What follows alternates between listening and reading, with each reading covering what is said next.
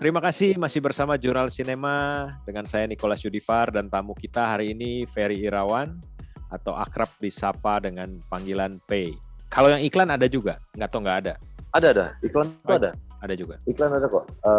Kemarin waktu pandemi itu mereka juga ngumpul-ngumpul. Oke.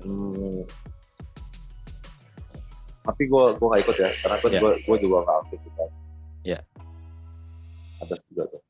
Okay. Ada anggota kita yang aktif di iklan dan aktif di film. Jadi kayak gadis tuh. Oh, gadis ya.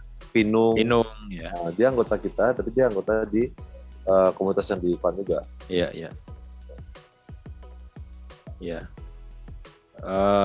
Sebetulnya perbedaannya selain durasi kerja itu juga beberapa hal menjelang syuting ya, pada saat persiapan tuh juga agak berbeda ya. Ya.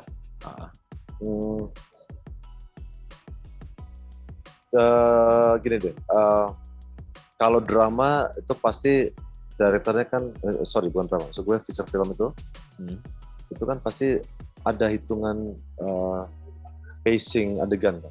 Iya. Yang di iklan belum tentu ada. Iya. Kalau kita lihat iklan masih Pang Wahid dulu, ada yang storytelling di iklan. Iya. Mungkin itu ada.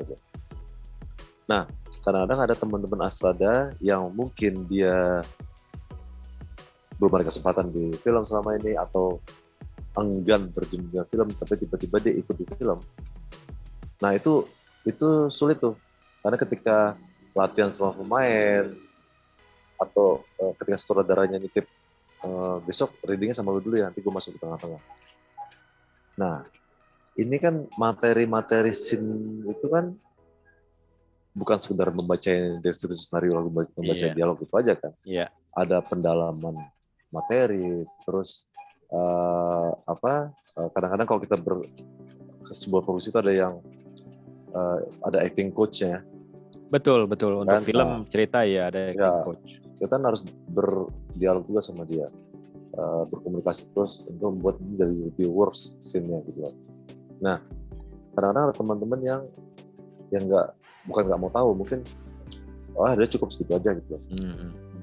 Padahal nggak gitu. Nah, itu bisa buat retake berkali-kali tuh nanti di shooting days. Gitu. Shooting days ya. Ya memang itu perbedaan. Tapi memang di Indonesia masih terklasifikasi jadi dua itu yang besar ya, dua klasifikasi besar ya, film dan iklan, karena produksi yang cukup banyak sebetulnya di situ ya. Selain tapi kalau serial TV nggak termasuk di situ ya, artinya sinetron gitu kayaknya nggak terafiliasi ke situ. Ya, kita tuh ada anggota kita yang pernah di sinetron, kemudian dia meninggalkan itu dan mencoba ikut. Nah, itu beda lagi tuh. Iya, jadi sinetron lagi. Itu yang kayak ada perlu, bukannya ini ya, bukannya mendiskreditkan satu profesi tertentu di satu gaya produksi tertentu atau di satu profesi tertentu lah gitu, profesi karya tertentu. Tapi di sinetron itu ada yang istilahnya Astrada schedule. Astrada schedule, betul. Nah, itu sebenarnya nggak ada kan nggak ada. Ya, yang buat schedule ya First Edi gitu. Yeah. Lalu yang di set itu Astrada 2-nya gitu. Itu udah sangat jauh menyimpang dari kaidah yang sebenarnya gitu. Iya. Nah, teman-teman yang seperti itu gue dekatin, gue bilang bahwa sebenarnya kayak gitu. Ini menurut konsensi umum, kan? Karena kalau dibilang Astrada schedule, bagaimana mungkin dia bisa membuat schedule yang baik kalau dia nggak ikut reki? Iya. Kan? Dia nggak duduk bareng sutradara, nggak duduk bareng DP, kebutuhan nggak tahu. Nah, di sinetron tuh Astrada schedule hanya di kantor doang. Dia cuma breakdown, ini hari ini sini aja. Kalau dia nggak tahu tuh ada kebutuhan apa di sana, ruangnya seperti apa, ya kan? Perpindahan dari base camp ke sini berapa lama. Tapi herannya, itu jalan-jalan aja mereka dengan kayak gitu. Iya. Karena polanya sudah lama gitu ya dilakukan. Iya, dan nggak ada reki juga toh sebenarnya. Nggak ada reki sih. Ya, gue pernah sekali dua kali sih bantuin, tapi bukan sinetron banget sih, masih kaedahnya masih kayak syuting film, tapi tetap yang syuting kebanyakan memang orang film juga gitu. Jadi kayak serial pencerahan spiritual gitu loh, tema-temanya gitu. Jadi Oke. Jadi apa ya? Gue lupa nama programnya dulu. Salah satunya sebenarnya PH-nya juga akhirnya bikin film setelah itu. Cukup banyak filmnya.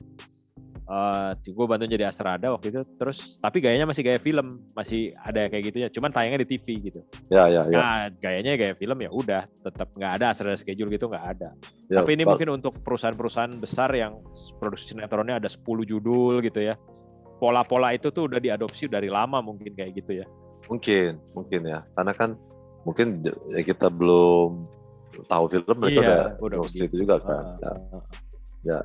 Nggak tahu ya siapa yang harusnya bisa berhak untuk membuat satu, ya kita belum bisa bilang industri juga sih kok. Iya betul. Ya kan? Jadi hierarki yang jelas, gaya produksi yang benar tuh belum ada. Ya. Kemudian kalau menurut P, tantangan hari ini apa sih untuk profesi Astrada sebetulnya? Yang paling besar gitu, atau yang jadi momok nih? Tantangan ya, sebenarnya kita tuh lagi banyak kan pihak asing masuk ke kita ya. Oke. Gue sering bilang ke teman-teman, kalau bisa teman-teman Astrada bekali juga kemampuan bahasa Inggrisnya. Karena kadang-kadang ada kesempatan kita bekerja dengan pihak asing tapi gugur gara-gara nggak bisa bahasa Inggris gitu. Ya. Itu basic lah. Ya. Tapi yang penting adalah kemampuan komunikasi dan kemampuan komunikasi, lalu kemampuan berpikir cepat, multitasking. Multitasking. Ya. Sekarang gini, lagi banyak series ya sekarang ini. Ya. Banyak banget. Dan series itu karena kita sendiri kayaknya baru ya dengan pola series ini. Ini series bukan sinetron ya, maksudnya dengan platform OTT ya. OTT ya. Itu ada yang gue pernah ikut yang HBO, tadi ikut yang View, itu beda banget style produksinya. Oke.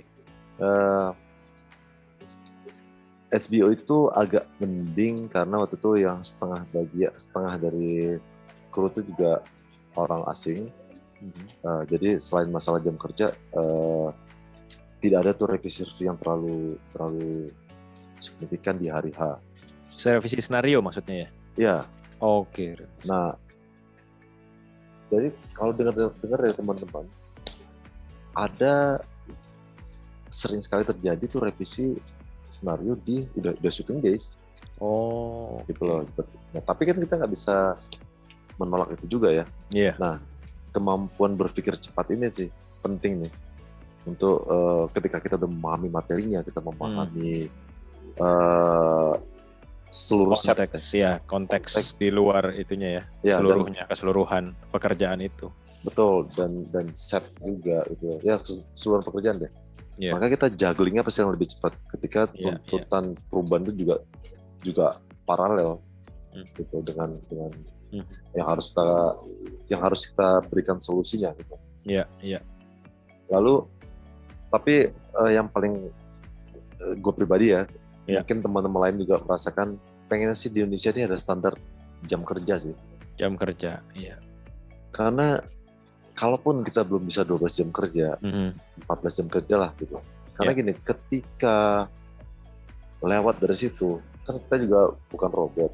Kita punya, badan kita juga punya kemampuan ini kan, jam biologis kan ada tuh, kapan bisa berpikir jernih, kapan enggak gitu. Sementara kerjaan Astrada adalah kerjaan yang paling harus tahu apapun yang terjadi dengan cepat. Setiap orang akan bertanya sama kita, apa nextnya? Jadi ketika terjadi sesuatu, lalu nextnya kita nggak berpikir dengan advance, apalagi karena kita udah capek, itu sulit untuk berpikir jernih dan memberikan solusi yang baik. Betul. Ya kan? Nah, tapi kita nggak bisa bilang, sorry, gue capek nih. Ya, orang nggak mau tahu itu. Iya. Kadang-kadang gue berpikir Astrada ini Astrada ini kayak profesi pastor. Karena gue pergi gitu, karena melayani umat, ya kan? Lu nggak boleh komplain, tapi lu melayani umat terus. Gitu. Ya memang kayak gitu konsekuensi ya. Jangan berharap nama lu bakal ada di depan tuh nggak ada. Misalnya di kereta itu ada. Wah, nggak ada lah gitu. Tapi kerjaan lu banyak gitu. Iya. Orang kan tanya sama lu. Satu kesalahan kecil yang lu lakuin, semua orang mencerca lu. Gitu. Iya. Tapi ketika lu membuat sesuatu untuk jadi lebih baik, nggak ada yang notice juga. Ya udah, karena harusnya memang begitu ya. Yang harus segitu. Gitu. Emang jadi nggak usah. Ya kita jalan dengan fun aja. Ketika lu bangga dengan pencapaian lu, tuh bisa kan sekian hari, bisa kan overtime, itu cukup di diri sendiri aja, dan jadikan itu menjadi menjadi pakem untuk dilaksanakan cukup diri sendiri aja untuk dijalankan di produksi berikutnya. Kalau kita ketemu produser yang sangat bisa berdiskusi, itu enak tuh, kita pelan-pelan bisa, dan dia mau tahu kondisi kita, bukan kondisi pribadi ya, kondisi cakupan kerja, begini. Enak sih kalau kayak gitu. Karena dari mereka bisa berkembang lagi, sebaiknya kayak gini. Gitu.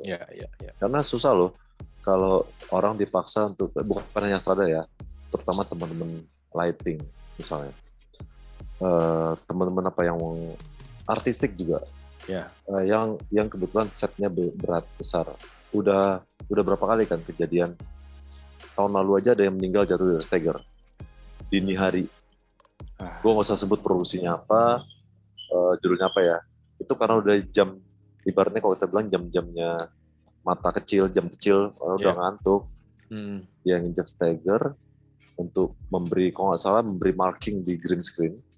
Dia nggak tahu kalau di belakang green screen itu tidak ada penahan, bukan tembok, jadi float gitu, dia neken jatuh, tewas. Aduh. Dan nggak semua produksi kita ada asuransi loh. Iya. Jadi kayak mati sia-sia, padahal kita selalu sering gembar-gembor industri film harus maju. Nah, harus dari kita juga sih yang mulai. Karena kadang-kadang yang nyebelin ya, begitu pihak luar datang, pihak asing datang, udah berapa kali tuh kalau ngobrol sama gue, orangnya bilang gini, nanti kayaknya kita ada nambah jam deh. Kalau apa kan ya, kan di Indonesia juga bisa 20 jam kerja. Kan kurang ajar ya. Waduh, iya. Dia tahu ada celah itu ya? Iya, itu yang sangat sayangkan. Harus kita sendiri, maksudnya pelaku film Indonesia juga ya, pekerja film Indonesia, kita memberi, kita speak up juga bahwa kita memberi batasan, kita punya disiplin juga di sini. Iya. Gitu. Kalau mereka bisa kayak gitu dan kita mengamini kebutuhan mereka, kenapa kita nggak bisa mengamini kebutuhan kita sendiri? Gitu. Iya. Akhirnya kita selalu diselewengkan sama pihak asing. Ya itu, makanya memang banyak cerita gitu dari narasumber jurnal sinema juga, ternyata memang yang masih unek-unek banyak orang masalah jam kerja ya. Artinya kesepakatan untuk bisa menaati sebuah, karena belum bisa jadi peraturan nih, nggak tahu kapan ya. Tapi paling tidak secara internal harusnya bisa ya. Paling tidak dimulai dari internal satu produksi dulu. Oke, kita sepakat sekian ya.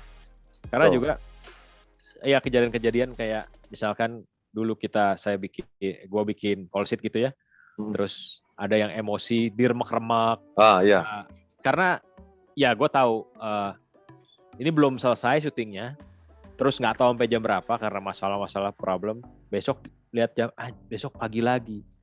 Tapi memang di satu sisi dia salah. Itu kan pekerjaan kita.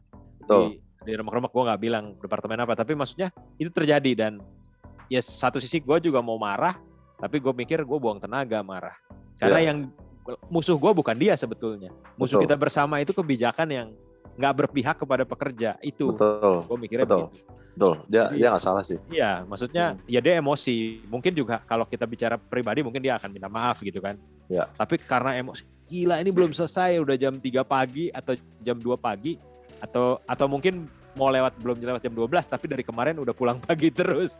Dapat call sheet gitu, emosi mungkin. Kapan istirahatnya? Jadi gue melihat, wah ini kita diadu di tengah lapang nih sama yang atas gitu. Itu Betul, kan buruk juga gitu maksudnya. Nah, harapannya memang lebih bisa punya empati ketika menyelenggarakan sebuah produksi. Memang ya ngerti sih, membuka lapangan pekerjaan itu udah bagus, artinya ada produksi, artinya ada lapangan kerja, uang berputar. Tapi juga aspek yang sebetulnya yang menggerakkan itu kan tenaga kerja gitu loh. Ya, betul. Ya kan? Dan tenaga kerja ini terdiri dari namanya aktor sampai ke pembantu umum gitu yang bertugas di lapangan. Jadi semuanya punya peran beda-beda dan penting. Jadi gue berpikir waktu itu ya ini sih, kita itu produk yang lagi ibarat kata diadu nih, diadu satu sama lain. Itu juga kurang bagus gitu. Ya, gimana betul. Industrinya mau maju kalau hal-hal semacam itu aja masih belum diperhatikan. Gue pikir begitu sih secara umum. Dan gue pikir ya kita di Jurnal Sinema juga nggak tahu bisa bikin perubahan apa, tapi paling nggak ada diskusi lah dengan teman-teman yang ada di balik layar gitu. Betul. Sehingga siapa tahu yang mendengar terus peduli bisa membuat sebuah perubahan kan gitu kan. Ya. Dan ini harus segera bangkit ya. Maksudnya gue nggak tahu harus bicara ke siapa, bahwa pengawasan aktif untuk hal-hal seperti ini harus ada gitu. Kadang-kadang gini, ketika semua kru sudah bekerja dengan tepat, dengan energi yang tepat, dengan kalkulasi yang udah matang, dengan dengan effort terbaik mereka deh. Yeah. Tiba-tiba semua itu menjadi lambat karena sutradara yang belum menguasai apa, dia bahkan nggak tahu apa dia mau buat. Nah, ada juga seperti itu. Ada juga seperti itu. Lantas First AD, DP menjadi semacam penyembuh dadakan yang ini ya. Jadi kayak tanda kutip. Ya, artinya harus ngebantuin secara kreatif mencarikan sebetulnya lu tuh maunya apa sih? Ini bukan gitu ya. Artinya jadi kayak gitu ya. Ya. Tapi gini kok, ada orang yang nggak bisa mengkomunikasikan apa mau dia, tapi dia punya visi. Dia tahu, ya. Ah, itu bisa kita pancing kan. Okay. Tapi gue nggak tahu, somehow kadang-kadang ada produser yang kayak salah hire director, bahkan director nggak tahu apa visi dia. Dan yang paling kacau ini, itu udah berapa kali ya, maksudnya, waduh ini kok bisa ya dia. Itu malah memperlama kerja sih, terus terang. Nah, kadang-kadang udah di set maunya apa, nggak kayak gini, diubah lagi semua. Aduh, diubah. Itu lama banget kan. Sementara kita nggak mungkin lawan itu kan. Dia kan juga ya ada kesalahan pasti, tapi kita harus kritis juga, lo maunya kayak gimana nih gitu. Nah, ketika kita gitu dianggap kita melawan. Padahal kita maunya supaya ini berjalan dengan baik mesin produksi ini kan. Iya. Nah, itu ya tentu kaitannya dengan masalah jam kerja. Tadi yang seperti lu bilang, gue pernah nih ada satu produksi sama Dodon yang udah Dodon narasumber juga kan, narasumber awal-awal ya. Dia udah ketawa-tawa aja lihat begitu jadi master schedule. Dia bilang, Bang P, waduh gawat nih. Ya, emang gawat sih Don, gila nih. Emang gawat. Karena janjinya sekian hari terus lagi gitu kan. Udahlah, kita ada komit, kita ada sign kontrak, kita jalanin. Nah, selain Astrada ya, profesi First AC itu kan dia butuh fokus banget kan. Mata dia, bagaimana mungkin dia harus bertahan nih. Misalnya kita callingan jam 5.30 pagi, lalu jam 3 pagi next day kita masih syuting. Dia harus concern terus, sama aja DP juga harus framing terus kan, di Viewfinder gitu. Waduh, gitu. Gue aja kadang-kadang ke Dodot ngomong, Dot gila ya Don ya. Gue aja juga lagi want to lagi stay awake terus nih gue, supaya terus nextnya apa ya. Lu aja yang bisa ibaratnya duduk gitu ya, tapi tetap aja dia harus mempertahankan ketajaman fokus. Iya. Ya kita kadang-kadang kalau kayak itu udah ketawa-tawa aja mau gimana, karena kita tahu bahwa Dodon tahu bahwa gue bukan semena-mena buat schedule, buktinya gue menjadi orang yang juga turut ngantuk kok di hari itu gitu. Iya. Ini ada satu sistem, satu kebijakan yang nggak berpihak ke filmmaker. kru. Iya, betul. Oke, jangan kemana-mana, masih di Jurnal Sinema. Setelah ini kita balik lagi masih bersama narasumber kita, Ferry Irawan.